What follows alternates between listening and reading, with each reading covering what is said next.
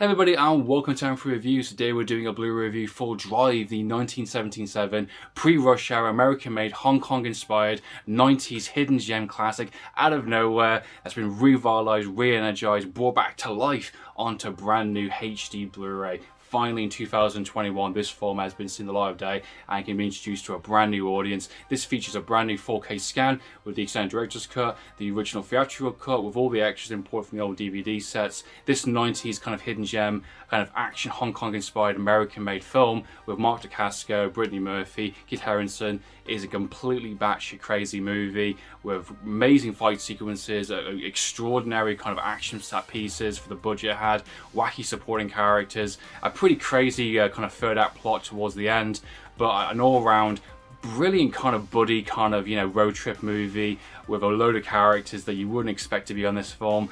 Just an incredible ride, a film that never had a proper chance to suddenly see the light of day, a film that was a little bit too ahead of its time probably during the kind of late 90s in that sense. Rush Hour kind of stormed the gate on that kind of thing, but finally in 2021 it has a chance to kind of get out there and kind of renew audiences can finally check this fun out in a brand new 4K scan with all the extras included and a fantastic release. I'm going to be doing a review for the actual edition itself. I'm going to be talking about some of my kind of lingering thoughts from the film, and also we're talking about the extended and theatrical cut and the differences between the two.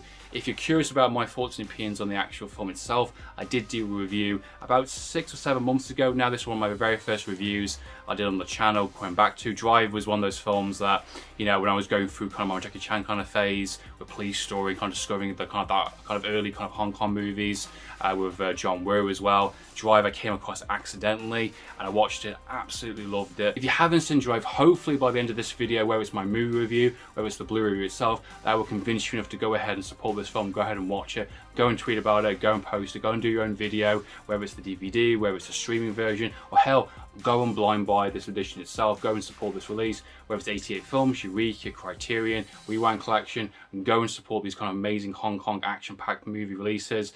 2021 is a fantastic year for kind of Hong Kong movies. There's a lot of great movies coming out. I can't keep up, and hopefully there's going to be a lot more coming out later on that I'm really after. Hopefully Righting Wrongs 4K transfer, please, that'd be great. But in the meantime, Drive available on a brand new 4K scan on Blu-ray is amazing, absolutely incredible. Now this is my very first Rewind collection. I'm familiar with them, their kind of titles. We're from Hong Kong Cinemas, talked about them quite a few times on this channel. I have heard them prior to that kind of thing. They mainly specialise in a lot of kind of VHS, kind of low budget kind of movies.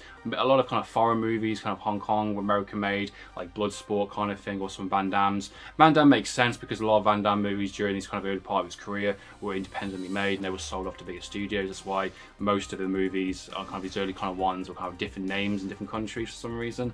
But they kind of do like, Bloodsport 2 or 3 kind of thing, or kind of, No Retreat or kind of thing, or Nemesis movies. A lot of these movies in the UK are on various other titles like 101 or 88 Films or kind of any other kind of distribution kind of thing, so it's very easy access in the UK for a lot of their titles. It just happened the US just happens to get the rights to them, and they got exclusive rights to a couple of movies that are not available in the UK. Drive is definitely one of them. This is a worldwide exclusive to Rewind Collection. Incredible. Out of all the ones I thought that would get this film, I didn't think it would be Rewind. I thought it'd be 88 Films for sure, but hell, I'm grateful to it, I'm very happy, and this is my very first Rewind Collection edition, which is absolutely great. I'm going to show you a bit more of the edition here.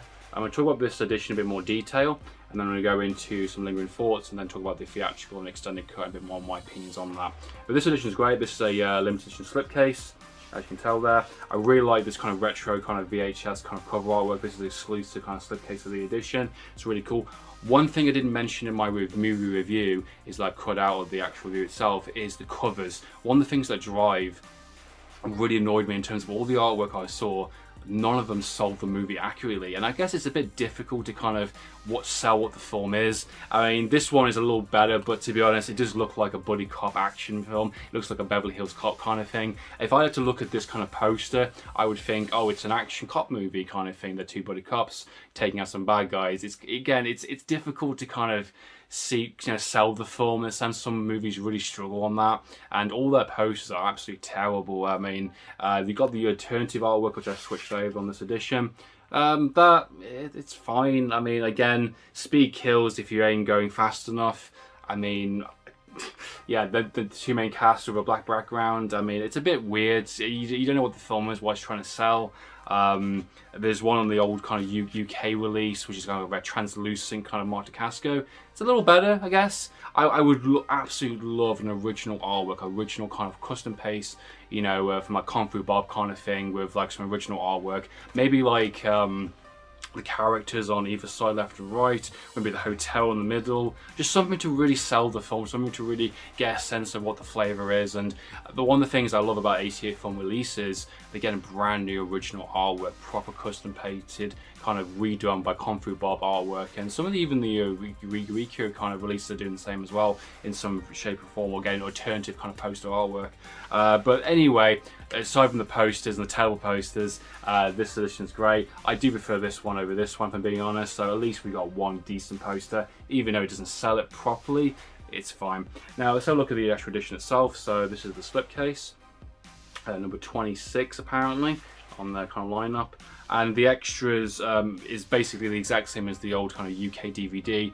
So the extras on this edition is actually a really good documentary, which really goes into the kind of behind the scenes of the cast and crew. It's a really good insight, 47 minutes, pretty good, it's pretty fantastic, really detailed into the action sequences, into the making of it, the cast and crew kind of joking with each other, it's great. The deleted scenes as well in this edition is interesting compared to the theatrical and extended cut. The extended cut is basically his definitive version with like over 17 minutes all pulled back in, which is great. Actually, it's really interesting, but I'll talk about that in more in a minute.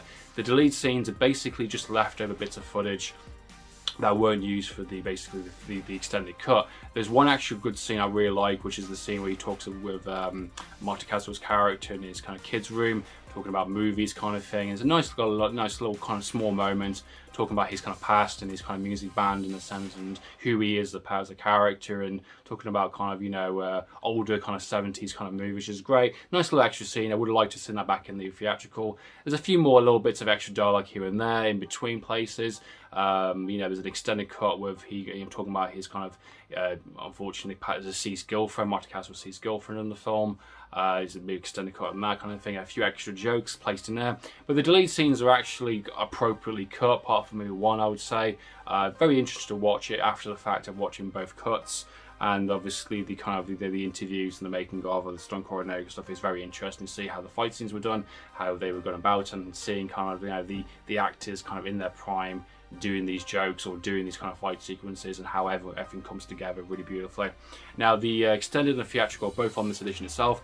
The extended cut is the 4K scan edition, brand new 4K scan, with the theatrical includes an extra on the extra edition, which is the original compressed version with the different aspect ratio. So the extended cut has the letter bars, with the theatrical cut has the full widescreen, but it has all the kind of, you know, little scratches and little kind of mistakes or kind of, you know, inflations on the text. It doesn't have any of the kind of subtitles in some moments, which is a bit weird. Now, one of the things I did say in my original review, I did actually really like the version. The theatrical cut I really loved at the time kind of thing, and it's the version I watched first, and I love that music, I love how cheesy it is, and it's a really fun time kind of 90s film, and it really got me into the film. The extended director's cut, now that I've thought about it a little bit more, it is a superior version, and I think it's definitely a lot more. You got the original score back in it, which the original score is a lot more serious, it's a bit more kind of in tune to the scenes themselves. It's a lot more naturally fitting to the actual action and the actual emotional core of the film, where, you know, the theatrical cut, it is a fantastic soundtrack and I do love it.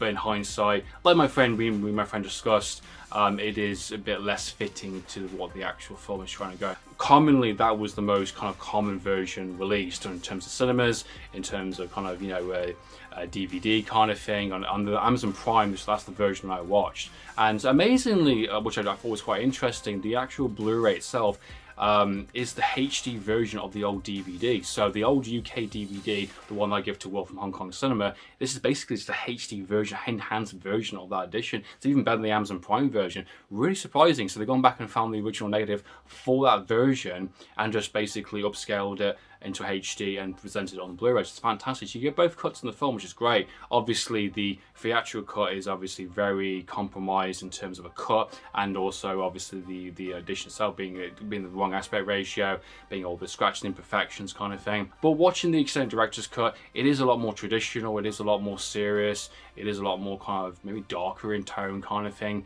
but it does fit better with the scenes. And watching it with the, you know, with that version of mind, knowing those kind of scenes with the theatrical in mind, it does make a lot more sense, and the soundtrack is a lot more appropriate. There's a few more jokes, there's a few more action set pieces, there's a bit more downtime kind of thing. There's a whole subplot with Mark Dacascos' character with his kind of your girlfriend that's been kind of deceased, and we get to see a very early on scene at the very beginning, and then later it's a great sequence where Mark Dacascos was really kind of opening himself up, really kind of letting himself go kind of thing, talking about this girl that he kind of, you know, was sent to assassinate but didn't choose not to, fell in love with her, and he keeps on recording on his device. That was completely removed. I didn't know it existed until I watched that version.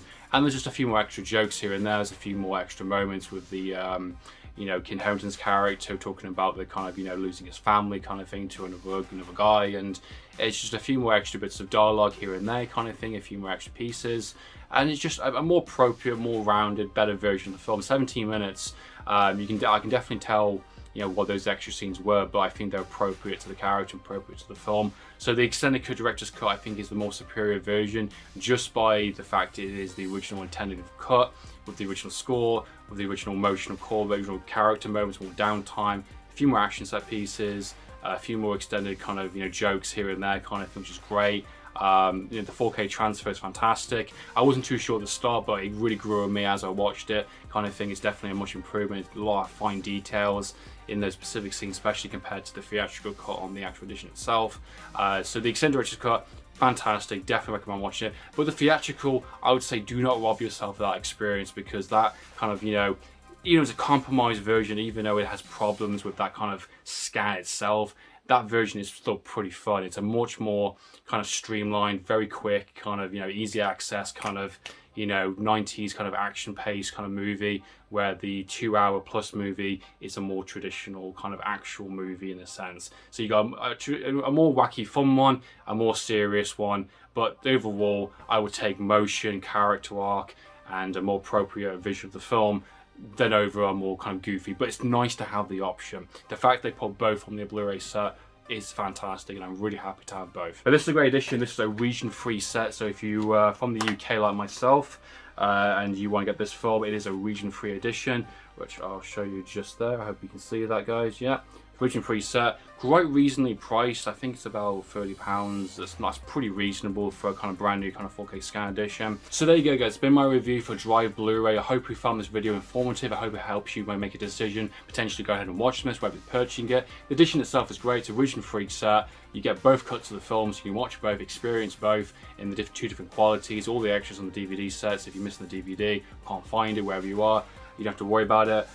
This limited edition slipcase is great. It's nice retro. It fits really well on the shelf. You get a little mini poster, which I'm going to frame at some point. A great edition for a great price. 90s kick-ass inspired Hong Kong action movie. What more do you want? So there you go, guys. I hope you enjoyed watching this video. Please comment down below. Until next time, guys, Amphlett Reviews. So yeah.